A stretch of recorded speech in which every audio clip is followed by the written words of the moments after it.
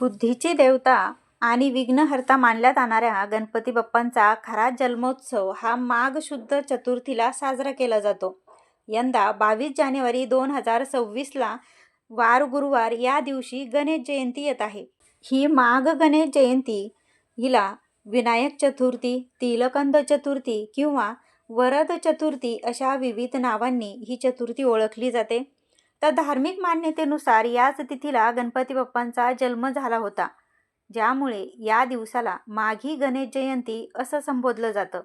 आता आपण आजच्या व्हिडिओमध्ये जाणून घेणार आहोत की गणपती बाप्पांच्या जयंती विशेष ही जयंती आपण कशी साजरी करावी, गणपती बाप्पांची षोडोपचारे पूजा कशी करावी, त्याचबरोबर या पूजेचा शुभ मुहूर्त काय असेल आणि बघा एक खास नैवेद्यसुद्धा आपण काय दाखवावा, या दिवशी चंद्रदर्शन घेऊ नये त्यामागे काय कारण आहे आणि मुलांची अभ्यासात प्रगती व्हावी, मुलांचीच काय तर बघा आपल्या जीवनामध्ये प्रत्येक अडचणीमध्ये जर आपली सुटका पाहिजे असेल, प्रत्येक विघ्नांपासून आपल्याला सुटका पाहिजे असेल तर कोणते उपाय करावेत, कुठली सेवा करावी, अशी संपूर्ण माहिती आपण आजच्या व्हिडिओतून जाणून घेणार आहोत. त्यामुळे व्हिडिओ संपूर्ण पहा. आता आपण सर्वात आधी पूजेचा शुभ मुहूर्त जाणून घेऊ. कारण बघा या दिवशी भद्रा काळ आहे, त्यामुळं शुभ मुहूर्तावरच तुम्ही पूजा करणं अतिशय गरजेचं आहे.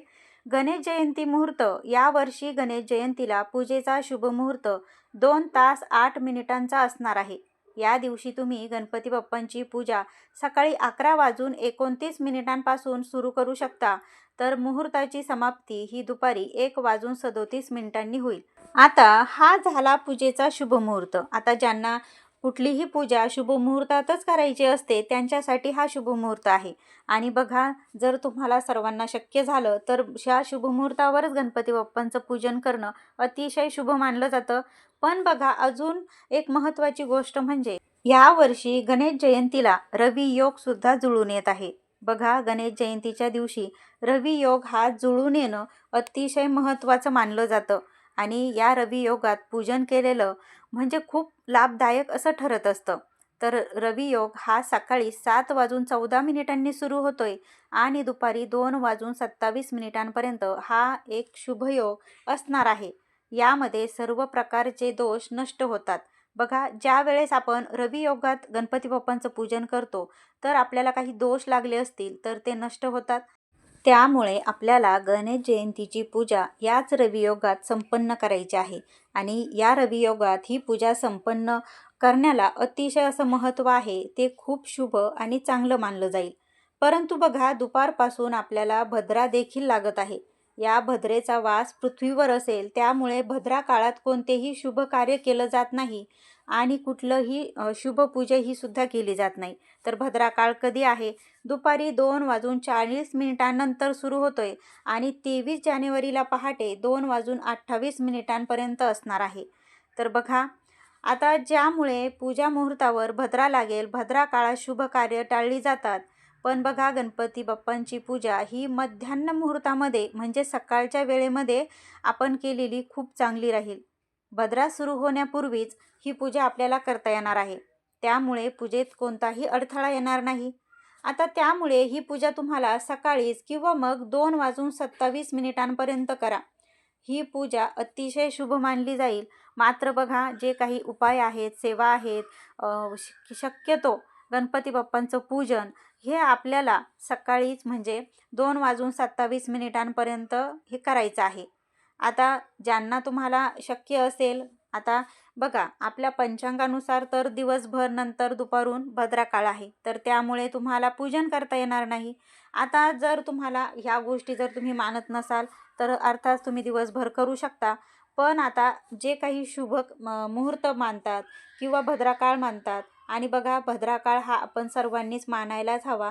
जसा दररोज 2 तास किंवा 1 तास जो काही राहू काळ असतो तर आपण राहू काळ मानतो. राहू काळातसुद्धा कुठलंही शुभ कार्य होत नाही. तसंच बघा भद्रा काळसुद्धा अतिशय म्हणजे प्रखर किंवा वाईट मानलं जातं. त्या काळामध्ये आपण कुठलंही शुभ कार्य वर्ज्य केलं जातं. तर त्यामुळे आपल्याला भद्रा काळामध्ये गणपती बाप्पांचं पूजन हे करायचं नाही. पहा, आता गणेश जयंती विशेष आपण सकाळीच गणपती बाप्पांचं पूजन करणार. तर आता हे पूजन षोडोपचारे करण्याला अतिशय असं महत्त्व असतं, कारण हा गणपती बाप्पांचा जन्मोत्सव असतो. आता ती पूजा कशी करावी ते पाहूयात. तर माघ गणेश जयंतीला गणपती बाप्पांची षोडोपचारे पूजा करण्यासाठी गणपती बाप्पांची मूर्ती एका आपल्याला आसनावर स्थापित करायची आहे. पाद्य, अर्घ्य, आचमनीय, स्नान, वस्त्र, उपवस्त्र, यज्ञोपवीत, गंध, अक्षदा, फुले, दुर्वा, धूप, दीप, नैवेद्य आणि नमस्कार या 16 उपचारांनी आपल्याला पूजा करायची असते. ज्यात दुर्वांचा 21 दुर्वांचा किंवा मोदक किंवा तिळाचे लाडू आणि अथर्व शीर्ष पठण असून शेवटी आरती करायची. याला म्हणतात षोडोपचारे पूजा. आता पूजेची योग्य पद्धत काय, तर त्यासाठी एक स्वच्छ ठिकाणी आपल्याला गणपती बाप्पांची मूर्ती स्थापित करायची आहे. आता जिथे आपल्याला गणपती बाप्पांची मूर्ती स्थापित करायची ती जागा अर्थात स्वच्छ करा आणि गणपती बाप्पांची पूजा ज्यावेळेस तुम्ही स्थापित करताल तर त्यावेळेस गणपती बाप्पांचं तोंड हे एक तर पूर्वेला असावं किंवा उत्तरेकडे असावं. हा एक गोष्ट तुम्ही लक्षात ठेवा. आता जिथे पूजा मांडणी करणार तिथं एक पाट किंवा चौरंग मांडा. त्याच्यावर तुम्हाला लाल किंवा पिवळ्या रंगाचा कपडा अंथरा आणि त्यानंतर आपल्याला सगळ्यात पहिले दिवा प्रज्वलित करून घ्यायचा असतो. आता दिवा प्रज्वलित केल्यानंतर गणपती बाप्पांना तुम्ही जलाने अभिषेक घालू शकता किंवा पंचामृताने सुद्धा इथे अभिषेक करून घ्यायचा असतो. आता पहा, पूजा सुरू करण्यापूर्वी तुम्हाला सर्व साहित्याची जुळवाजुळव ही करून ठेवायची आहे. तर आता त्यामध्ये कलश, फुले, लाल रंगाची फुले, दुर्वा, हळद कुंकू, अक्षदा, नैवेद्य, मोदक, लाडू, उदबत्ती, दिवा इत्यादी साहित्य सर्व आपण तयार ठेवायचं आहे. आता पूजेचे आपल्याला 16 उपचार हे मी तुम्हाला क्रमशः सांगणार आहे. सर्वात पहिले तर आसन घ्यायचं. गणपती बाप्पाला बसवण्यासाठी आसन अर्पण करायचं आहे. आता पाद्यपूजा म्हणजेच गणपती बाप्पांच्या पायावर आपल्याला पाणी घालायचं आहे.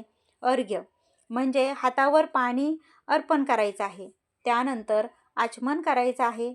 आता आचमन हे पिण्यासाठी पाणी देणे. त्यानंतर स्नान. आता स्नान हे तुम्ही शुद्ध जलाने सुद्धा किंवा पंचामृताने स्नान घालणं हे सर्वस्वी तुमच्यावर आहे. तर गणपती बाप्पांना तुम्ही जलाने अभिषेक करा किंवा पंचामृताने करा. त्यानंतर वस्त्र. आता गणपती बाप्पाला तुम्ही वस्त्र अर्पण करायचं आहे. आता वस्त्र म्हणून तुम्ही कापसाचे किंवा अक्षदा फूल हे सुद्धा वस्त्र म्हणून अर्पण करू शकता.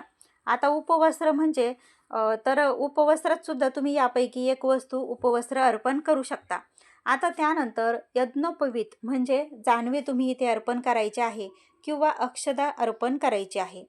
आता त्यानंतर गंध. आता गंधामध्ये हळद कुंकू किंवा मग चंदन लावणे. हळद कुंकू आणि चंदन पण लावू शकता. त्यानंतर अक्षदा अर्पण करायच्या आहेत. त्यानंतर पुष्प, नंतर फुले अर्पण करायची. बघा, फूल अर्पण करताना लाल रंगाचं तुम्ही इथे फूल वापरू शकता. आता धूप म्हणजे उदबत्ती दाखवणे. दिवा दाखवणे म्हणजे दिवा ओवाळणे आणि त्यानंतर आपल्याला गणपती बाप्पांना नैवेद्य दाखवायचा. आता नैवेद्यामध्ये मोदक किंवा तुम्ही लाडू किंवा मग एखादं फळ हा नैवेद्य म्हणून तुम्हाला दाखवणे. यावेळेस आपली पूजा ही पूर्ण होते. आता बघा, गणेश जयंतीला मोदकांच्या नैवेद्यापेक्षा तिळाचे लाडू किंवा तिळाचे पदार्थ तयार करून ते अर्पण करण्याला खूप महत्त्व दिलं जातं. मोदक हे भाद्रपद गणेश चतुर्थीला अर्पण करायचे असतात आणि माघ गणेश जयंतीला हे तिळाच्या पदार्थांचा मान असतो. म्हणूनच या माघ गणेश जयंतीला तिलकुंद चतुर्थी असं सुद्धा म्हटलं जातं. आता मंडळी, जर तुमच्याकडे आता आपण ह्या संक्रांतीच्या महिन्यामध्ये म्हणजे पौष महिन्यामध्ये आपण जसं तिळगुळाला खूप मान असतो, तसेच माघ गणेश जयंतीला बघा ह्या तिळाचा खूप मान असतो. म्हणूनच तिलकुंद चतुर्थी या चतुर्थीला म्हटलं जातं. आता त्यानंतर तांबूल आपल्याला गणपती बाप्पांना अर्पण करायचं आहे, तर म्हणजेच विड्याची पाने. त्यानंतर दक्षिणा काही तुम्ही 11 रुपये ठेवू शकता, 21 रुपये ठेवू शकता. त्यानंतर बघा, देवाला आपल्याला मनापासून नमस्कार करायचा असतो आणि आपली जी काही इच्छा आहे तर ती सुद्धा बोलून प्रार्थना करायची असते. तर अशा प्रकारे आपल्याला षोडोपचारे ही पूजा करायची असते. आता ह्या पूजेला षोडोपचारे पूजा असं म्हटलं जातं. आता सर्वात महत्त्वाचं गणपती बाप्पांची सेवा काय करायची, तर बघा आपल्याला 21 दुर्वा या गणपती बाप्पांना आपल्याला अर्पण करायच्या आहेत. आता त्या कशा करायच्या, हातामध्ये अक्षदा घ्या, 21 दुर्वा घ्या आणि मंत्र जप करा. ओम गम गणपते नमः. किंवा श्री गणेशाय नमः या मंत्राचा तुम्ही 108 वेळा जप करा. त्यानंतर अथर्व शीर्ष, आता अथर्व शीर्षाचं पठण आपल्याला दुर्वा हातात घेऊनच करायचं आहे. आणि बघा, अथर्व शीर्षाचं पठण करणं अतिशय महत्त्वाचं मानलं जातं. त्याशिवाय गणपती बाप्पांची पूजा अपूर्णच मानली जाते असं म्हणायला हरकत नाही. कारण बघा, गणपती बाप्पांचं अथर्व शीर्ष म्हटल्याने तुमच्या मनातील कठीणची कठीण इच्छासुद्धा पूर्ण होत असते.